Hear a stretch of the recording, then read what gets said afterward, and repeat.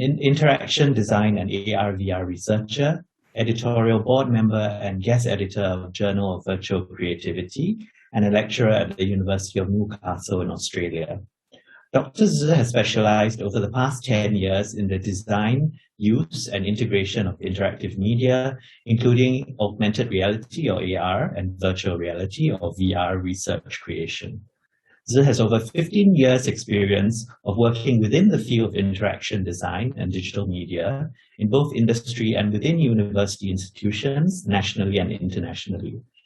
As an early career researcher, he has been part of various MOOC projects and been actively involved in scholarly research and international collaborations. His work has contributed to new systems, theory and studies in human-computer interaction, education technologies, and inclusive design. Dr. Zi has also is also working on extended reality or XR research projects in digital heritage, medical and health sciences training. So without further ado, allow me to invite Dr. Siang to deliver his presentation. Dr. Zi, please.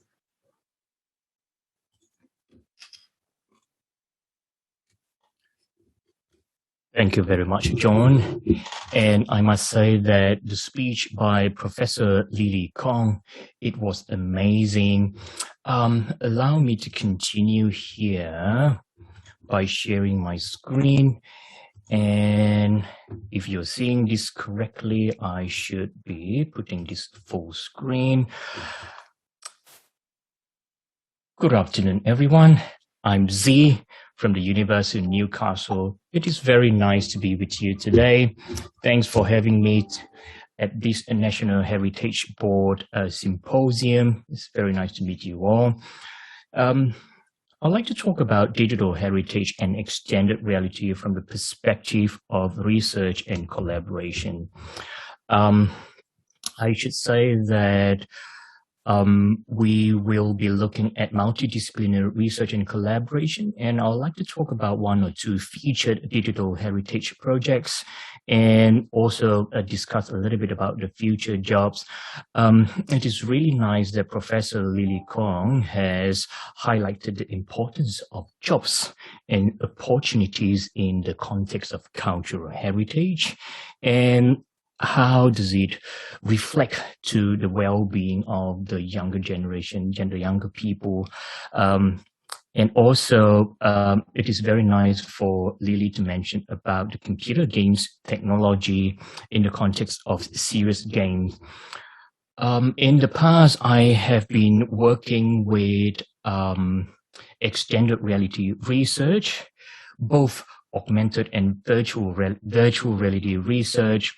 And at least half of my research projects are digital heritage focused. And previously, I was an industry person working as a creative director. I quickly learned that there are lots of research opportunities that I could invest my time and also look into the possibility to innovate new solutions academically and also for the industry applications. This shows in the next few slides, I'll be showing some of the projects, multidisciplinary projects in the context of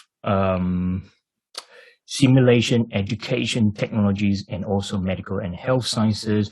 For example, we presented this research in Japan, in Seagrove Asia, Kobe in 2015.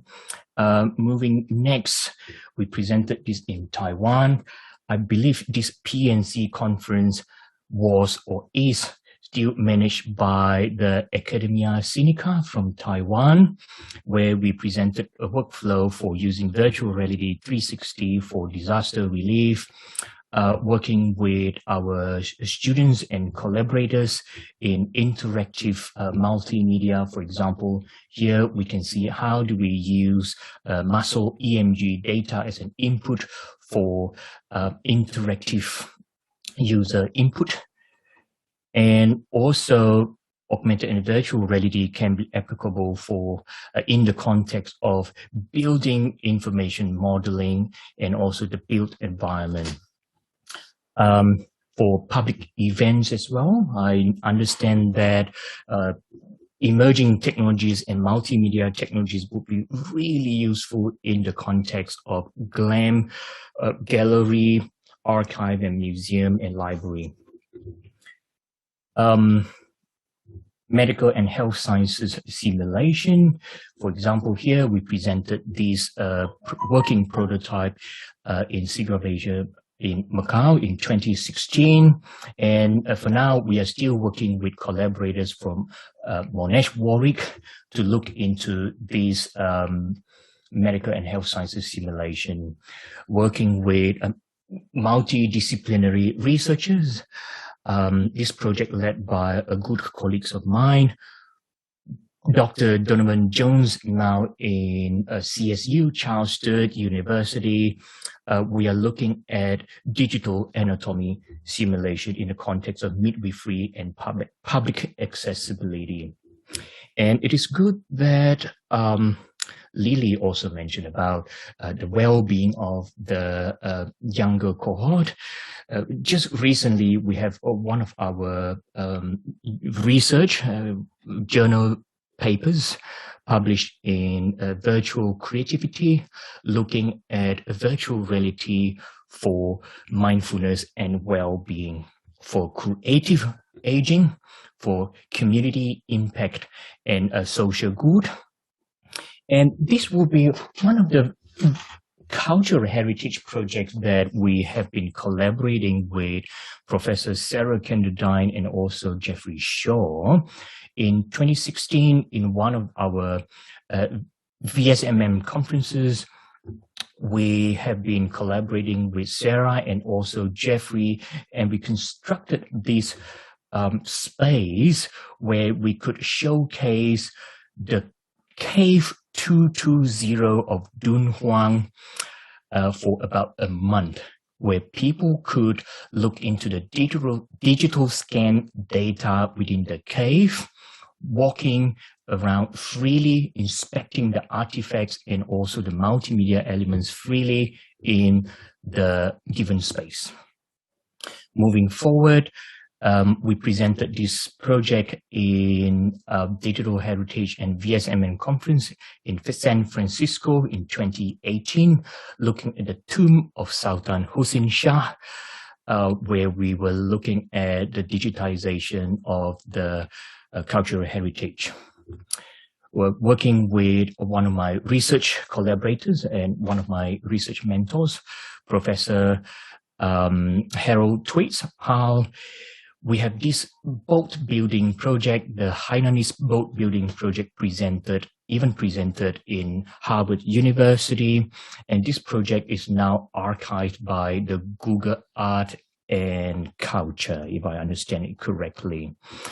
Moving forward, we want to be looking at inclusivity, inclusive design, and also universal design, where how do we make extended reality experience accessible to more people or people with a specific different needs. We are also working with the Indigenous and also Torres Strait Islander collaborators in Australia to look at how do we work with the digitization process of some of the cultural artifacts, including dance, 3D scanning artifacts, and also community stories. I'd like to feature two of our projects. This is one of the first projects I'd like to talk about. As we carry on, I'd like to show you a quick 2 minutes video of this. Here we go.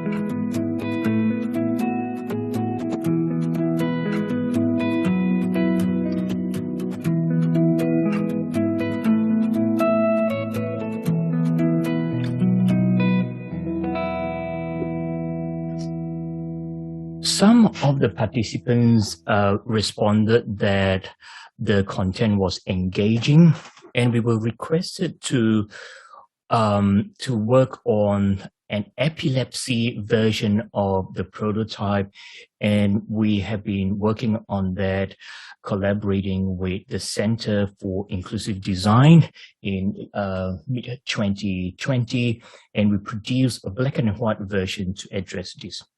The Sudacia shows a series of ceramics, non-functionable ceramics, avant-garde ceramics presented by some of the post-war Japanese, or maybe say the non-Japanese artists as well, where the Newcastle Art Gallery currently has one of the largest collection of Sudacia artifacts outside of Japan. And in 2019 and 2020, I think, we had an exhibition hosted at this art gallery, Newcastle Art Gallery, with the theme of Sudacia Connected to Australia. So this is a quick preview of the focus of the work. Importantly, we want to be showing a transmedia storytelling approach in enhancing the original, tangible, traditional theme of the exhibition. And of course, in order to make this project practical, we have been collaborating with experts from different fields, from project planning, literature, and also technical colleagues from our university, human ethics, UX design, and also experts from the inclusive design sectors. As you can see, making such a project requires us to work with some initial ideas where we wanted people to experience, to enjoy the nature elements in an art gallery or a museum setting, where we produce a high fidelity virtual space in order to house or host some of these nature artifacts. Of course, in the future, if time permits, I'd like to talk more about the interactivity and the immersion of the virtual reality prototyping interaction design process. But as you can see, users are allowed to interact with the artifacts or the artworks 3D scan and being included in the virtual environment. Some of the things that we have tested may include how can we use the gloss meter, for example, to have a precise precision-based reflectance map of the scanned ceramics, where our curators from the art gallery will be handling the artifacts. And we also have been experimenting with high dynamic range photogrammetry 3D scanning process where we scan lots of raw materials in order to construct high fidelity 3D objects. As you can see here, this shows the reduced level of details of the artifact that we have scanned and included in the virtual experience. We have also been using some of the computer graphics techniques to improve the rendering sharpness of the artifacts and also the user experience. This shows a quick preview of the virtual art gallery or museum space or the demonstration space where we allow people to enjoy the digital artifacts, digital heritage artifacts.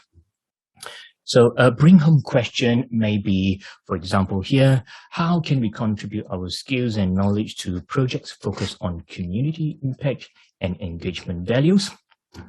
The next project I'd like to quickly talk about is the Victoria Theatre Virtual Reality and Interaction Design Project. This project, Siang, led by Associate Professor Gillian Arrighi, a good colleague of mine. I work closely with Gillian. Victoria Theatre is the oldest theatre in New South Wales. if I understand it correctly, the third oldest in Australia. And we are looking at the community impact and also the reconstruction process of this digital heritage. More precisely, we are also interested to look at how we can include some of the interaction design or user experience scenarios in such a prototype in order to enhance the immersion and also the experience of effectively using the said prototype or content. I'd like to talk a little bit about character creation.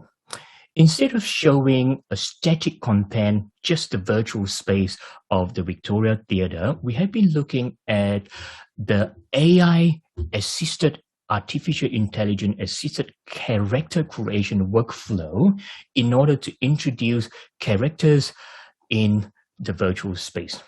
And what we mean by AI-assisted workflow is that there are two perspectives here that we would like to propose.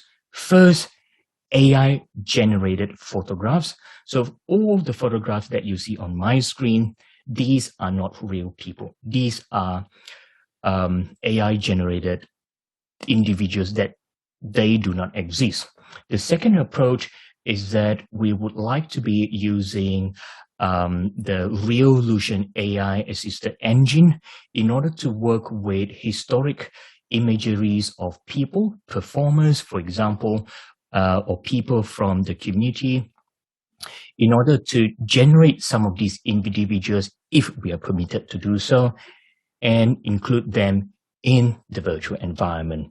This shows how we can edit and alter some of the characters. For example, this character was generated from real photographs, and we are able to work with all the human properties of the said characters. Of course, we are now still in the process of experimenting with the workflow. As you can see here, this is Unity. We are still working with Unity, the serious games or the game engine editing system to work with some of the characters elements. As you can see, we are able to introduce lots of interesting properties to some of the characters, but they are not easy to work with. This shows a quick preview of how this is being done, an official table provided by Reolution. And this is how it should look like in our working prototype of the Victoria Theatre. But of course, moving forward, we would like to be looking at how can we work with specialized tools, workflow, and assets or techniques in order to get for getting high fidelity user experience and outcome. So another bring home message is that how can we make the user experience more inclusive and the digital content to be more accessible? Gillian and I and the project team, we are still working on it. In order to show more about the inclusivity, I thought I should mention that some of the institutions such as the British Museum has also published some of their low-resolution 3D scan artifacts online, so people could download, inspect, and access some of these content for educational purposes. From an interaction design and human-computer interaction point of view, it is good to mention that in order to develop a digital heritage project, at least from the computer interaction perspective, first we would like to be looking at the establishment of the requirements, and then we design and also build the interactive version. Importantly, we usually would be going through the evaluation and iteration process. It is believed that according to the technology acceptance model, with the higher perceived ease of use and the perceived usefulness, it is likely to influence the actual usability and the usage of the said system or the prototype by the user. Of course, quoting a diagram presented by Deloitte, extended reality can be applicable in a range of contexts, from digital heritage to medical health sciences, education, technology, and also traveling, and also transport and gaming, entertainment industries as well. I still briefly remember Lily mentioned about jobs and opportunities. I thought I should share with you this screenshot that I captured from, Facebook open positions. You can see that there are lots of jobs being posted in relation to the expertise of augmented and virtual reality. And with some of the screenshots that I can see from some online articles and also my LinkedIn, our colleagues here, our friend Jeremy Dalton from PwC, I'm pretty sure that he would agree that people with new skills, especially focused on augmented and virtual reality, they might be having a higher opportunity in the future job market. And more screenshots as well. You can see new development that is happening in the space of research and also digital health innovation. And I would like to take this opportunity to promote our international journal, the Virtual Creativity. Recently, we have just published a special issue focused on extended reality and creativity, transformative technology for good. So in the future, anyone who wants to be looking at digital heritage, extended reality, do keep in touch to have, in order to have, for us to have a conversation and to discuss what's possible next. I'd like to end this presentation by saying that there are lots of collaborating opportunities for people from the digital humanities, social science, digital heritage, and also computer graphics and other disciplines to put heads together, to join forces, to work together in the context of method and imperatives, the how-to, and also looking at the feasibility of practical user experience, and also to look at education technologies. Personally, I would really like to see how technologies can be made available to everyone. Thank you very much.